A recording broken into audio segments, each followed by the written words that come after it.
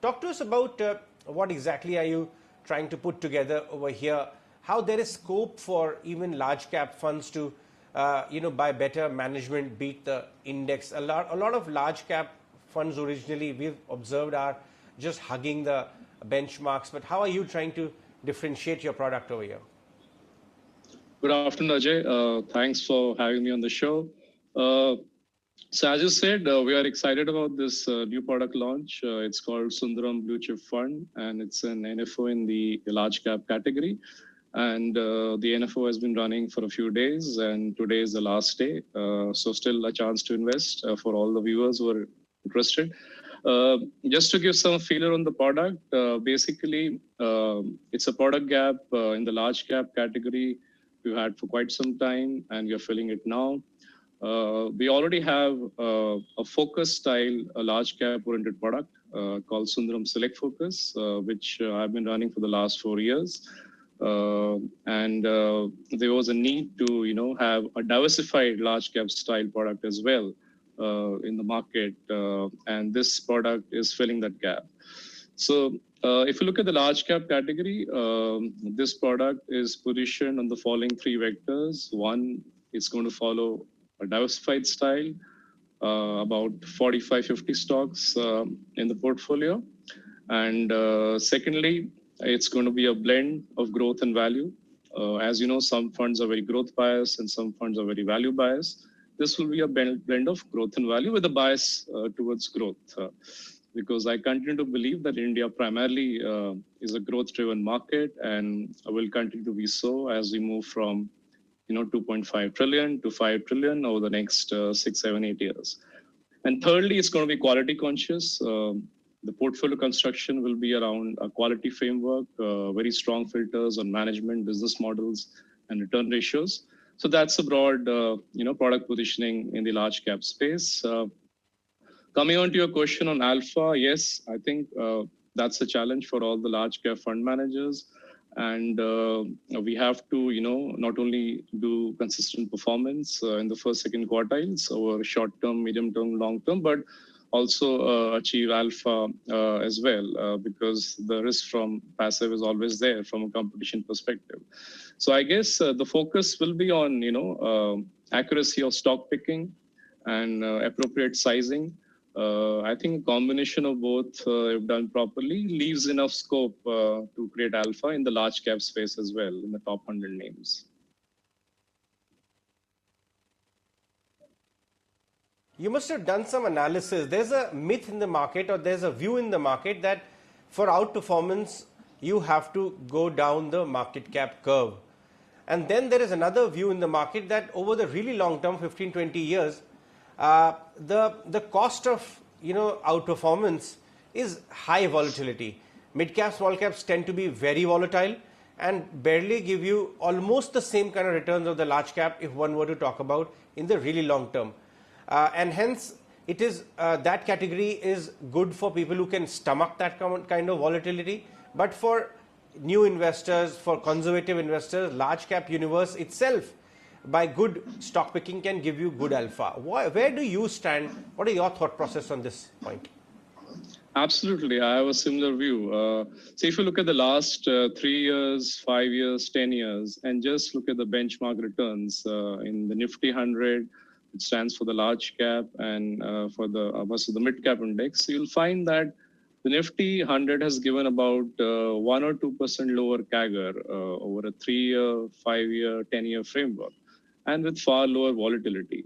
So although the mid-cap index has given slightly higher CAGR, it's not that substantial. And it comes with slightly higher volatility as well, which many investors don't find it, easy to digest. So what I've been saying is that, for a product like this, in which in the market cap curve or large caps, the risk return profile is fairly well established.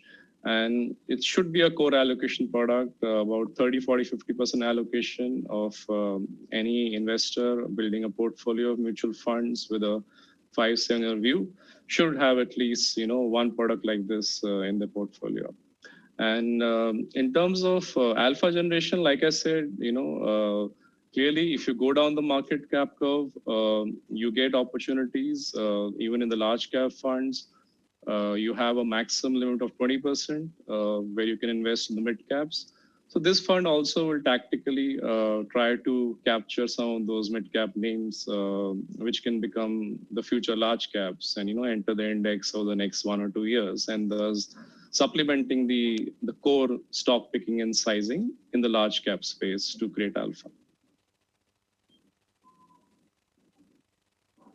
Rahul, talk to us about what hypothesis you're forming on the markets right now. In terms of valuations, how's the large cap bucket looking? Nifty FY22, FY23 EPS, what's your estimate? Have you worked the COVID related slowdown as well into your numbers? How does the valuation picture look? Because after all, your universe will be also looking towards benchmark. Your benchmark will be the frontline indices. Sure. So, see, broadly, we've seen a very sharp recovery in the market from March, April onwards, and the market ran ahead of the economic recovery. And now we are seeing in the last few weeks, the data which is coming out, we are seeing many parts of the economy actually getting back to normal. Electricity growth is already in the positive growth territory. The EV bill, YOY, has turned positive. And many other indicators are running 95-100% close to normal. So I think after this sharp V-shaped recovery in the market, my sense is that we are in a consolidation zone, and market is telling you that come end of the year or by early next year, the economy should be getting back to normal where it was at the beginning of the year. So that's what the market is telling you, and I agree with that. So I think after this sharp rally, my sense is we should be in a consolidation zone. And then as we go forward in the festive season, we'll see how the demand pickup is there in the economy. I think it should get stronger. Maybe there's a fiscal stimulus also which comes in and aids this recovery. And then you have the global cues to watch out in terms of US elections and the vaccine news flow, which is also expected and can be a positive surprise for the market. So that's a broad framework for the market I'm looking at. And in terms of the recovery, clearly it's been, in March, April, things were looking very bleak. But now with the unlock 1, 2, 3, 4, and now 5 from today onwards, we've seen each month better than the previous month. So clearly, I think if I could come in over there, talk to us about what sectors are you bullish on? What are your overweights as far as the market go, and what are your underweights in this kind of a market? How's your portfolio construction looking like? Sure. So I've been looking at portfolio construction from a 3-bucket framework. In the first bucket, sectors which have been resilient in this slowdown and in which I see recovery to be pretty early. Sectors like telecom, FMCG, and then I have a second bucket where I think recovery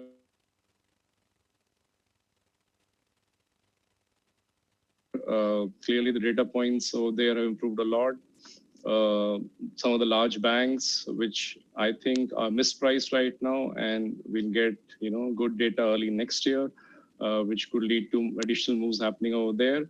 So broadly, my portfolio construction is around these 2 buckets, and I'm positive on telecom, pharma, select IT companies, select large banks. As far as the consumer sector is concerned, I think it's very broad-based because you have stocks belonging to an early-stage recovery, a mid-stage recovery, and a late-stage recovery.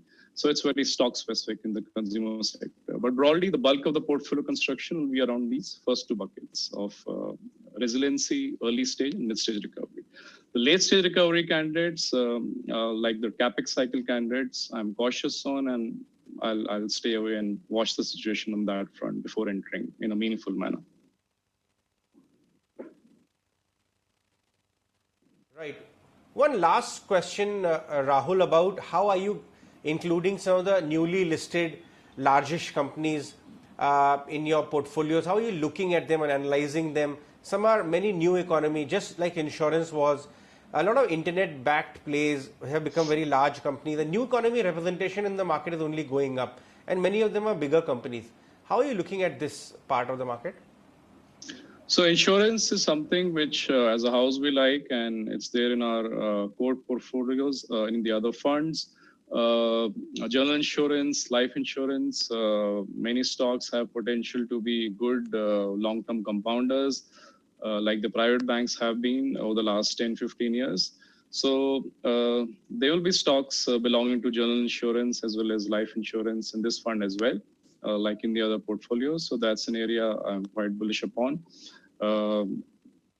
And in terms of, what is the second question?